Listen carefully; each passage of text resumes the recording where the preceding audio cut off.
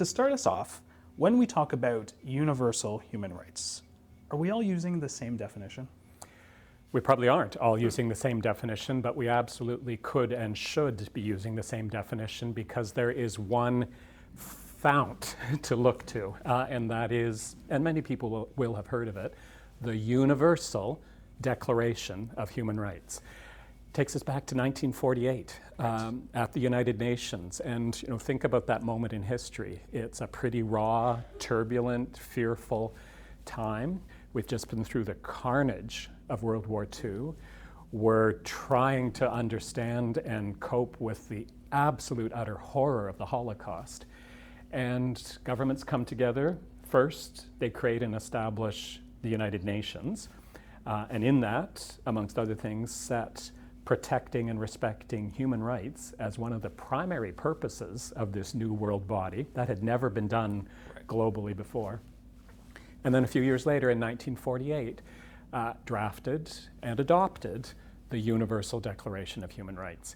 And I think it is as we intuitively would imagine the word universal means. And that is, it's something for you and for me. It's something for all of us, for everyone, everywhere, and no matter what, at all times.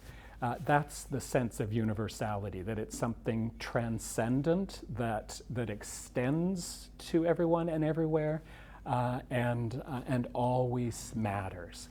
In your book, you write that this isn't universality's finest hour. Why do you say that? And every time I say that, everyone just generally nods their head. I think people understand that we have this broken, fractured world around us.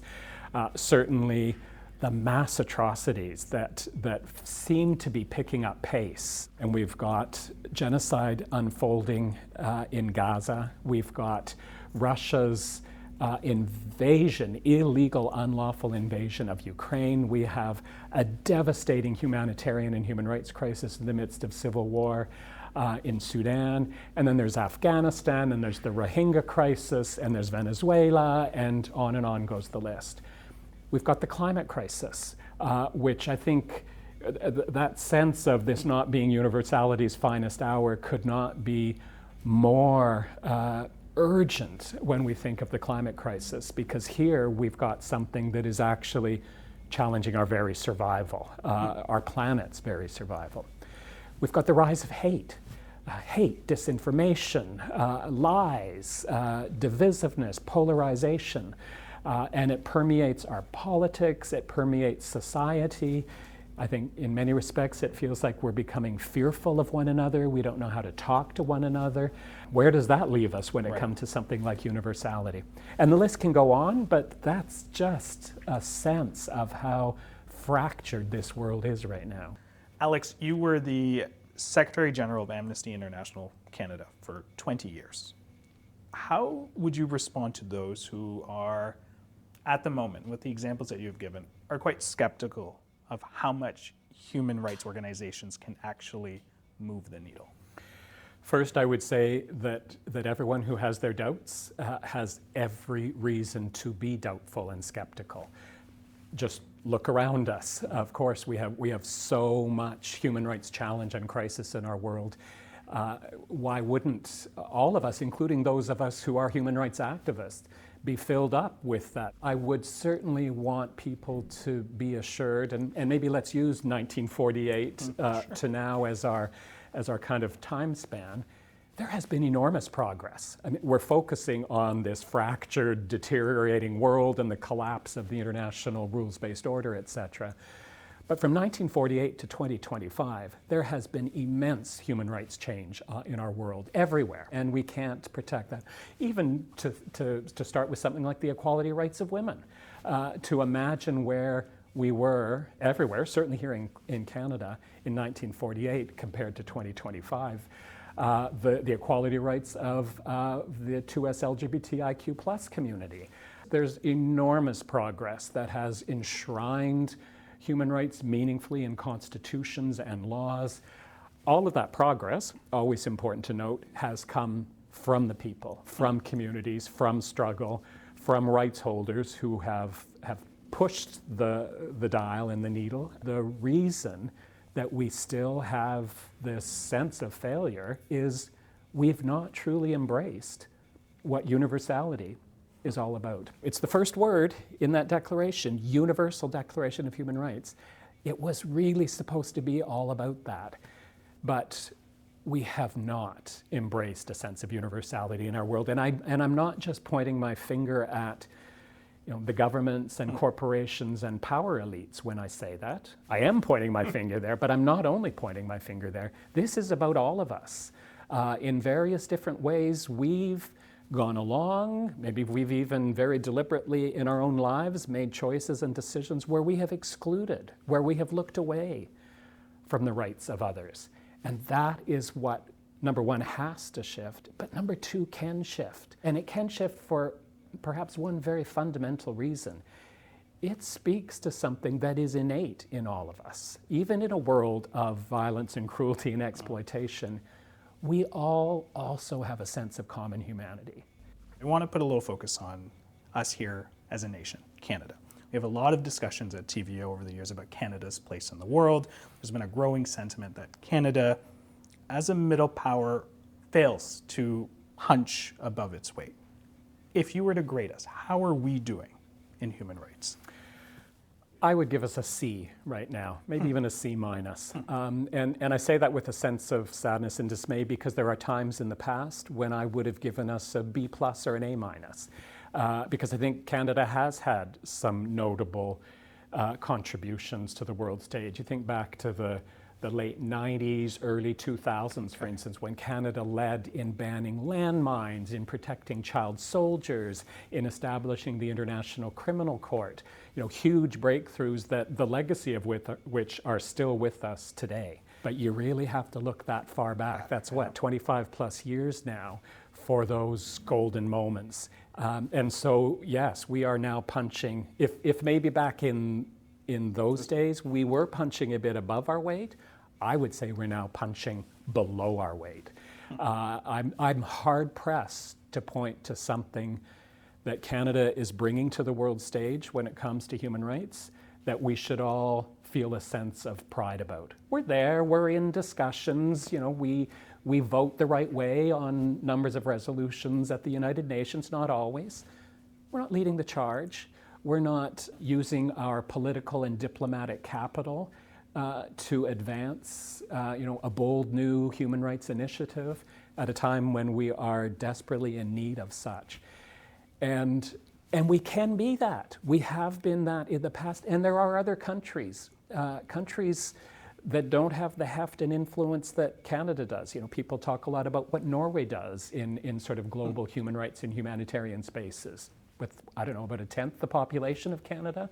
Ireland, Spain, a lot of people have been noticing the courage and conviction of those countries and others, for instance, in speaking out about genocide in Gaza, for instance, whereas we get timid and tie ourselves up in knots, won't use the language, we abstain from resolutions rather than supporting them. That's not good enough. It's never been good enough. But right now, when universality is so frayed and needs not just support, but champions, Canada needs to be there. I want to talk relations. Canada has been doing a lot of re-examining about our relationship with our neighbors to the south. Is there an opportunity for us to get back to those early days, perhaps chart our own course on human rights?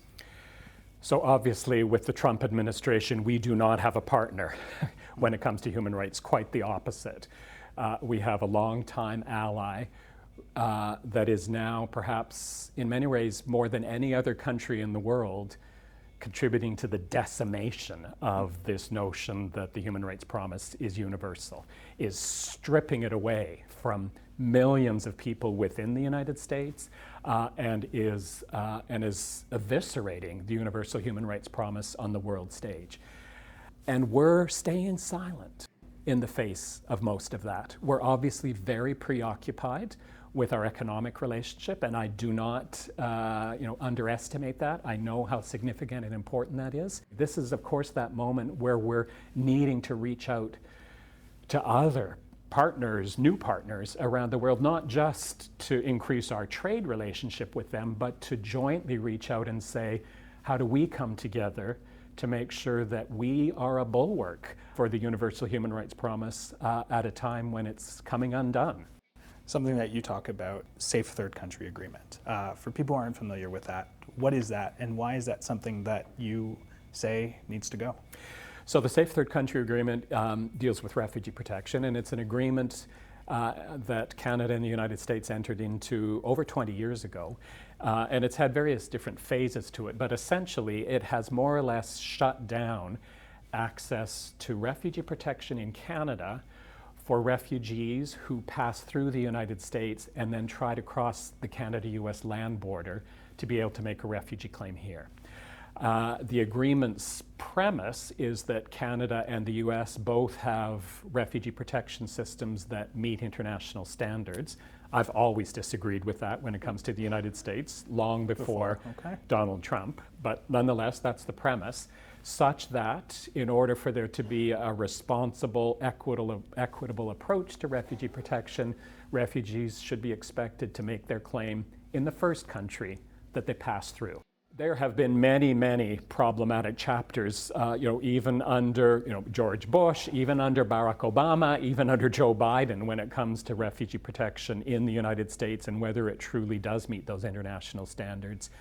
But now we're in a stage where essentially, there's no other way to say it, Donald Trump has declared a full-out war on the rights of refugees and migrants in the United States. And we stay silent. We do not raise a whisper of concern about what is happening to refugees and migrants in the United States. And we continue to maintain the line. Officially, cabinet ministers say this to journalists, that the fundamentals of refugee protection in the United States are still in place. Therefore, there is no need to revisit, let alone to scrap this agreement. That is unconscionable. It is, I think, in my mind, the most obvious example of where we could take an immediate step that at least demonstrates that we have some backbone when it comes to human rights in this very troubling time, but we're staying silent. That's a disgrace. Closer to home, there are calls on the government of Ontario to withdraw Bill 5, the Protect Ontario by Unleashing Our Economy Act. Where do we begin or start with something like that? So I'll just name two issues in particular that I think have a real Ontario-specific resonance. Absolutely Bill 5, and with that more broadly, are still absolutely lackluster, would be generous, but problematic approach to where we situate the rights of Indigenous peoples in our decision-making, in our lawmaking, in our resource development, in our investment decisions. And Bill 5 is a perfect example of that. Federally, we have at least taken the step of adopting the UN Declaration on the Rights of Indigenous Peoples into federal law. That has happened provincially in one province, in British Columbia. Ontario should take that step as well, to bring that instrument domestically, directly into Ontario's provincial laws, and then ensure that things like Bill 5 are being governed by that. That absolutely would be a crucial thing to do. Another issue that I want to highlight is homelessness, which is in every way imaginable a human rights issue. From the very beginning, international human rights norms, the Universal Declaration of Human Rights, talks about the essential right to adequate housing. We obviously are falling dramatically short everywhere across Canada and around the world, in fact, but very much so in Ontario. And one of the places this comes up in a very direct way around human rights protection is how we handle the issue of people living in homeless encampments. And one of the things that's been so troubling to hear from Premier Ford's government and from a number of municipal governments across the province is their willingness to just completely run roughshod over the rights of homeless people living in encampments by using the notorious notwithstanding clause in the Charter of Rights, which is essentially the get out of jail free card for governments when it comes to human rights violations. Those are the kinds of things we need to change. All right, Alex, what are 3 concrete actions Canadians can take right now to advocate for better universal human rights? At the federal level, it is absolutely time to scrap the disgraceful Safe Third Country Agreement that we maintain with the United States that is built on the fiction that somehow all is okay for refugees and migrants in the United States right now. Secondly, here in Ontario, withdraw Bill 5, which is an assault on the rights of Indigenous peoples in this country, in this province, and simply should not go forward as law. And then number 3, I think this is very concrete. Have a conversation today with a friend, a coworker, a neighbor, a stranger on the bus, and mention universal human rights. Ask a question about universal human rights. Make it clear to someone that you care about universal human rights and encourage them to do the same. Alex, we're going to leave it there. Thank you so much for giving us hope. Thanks very much. I enjoyed the conversation.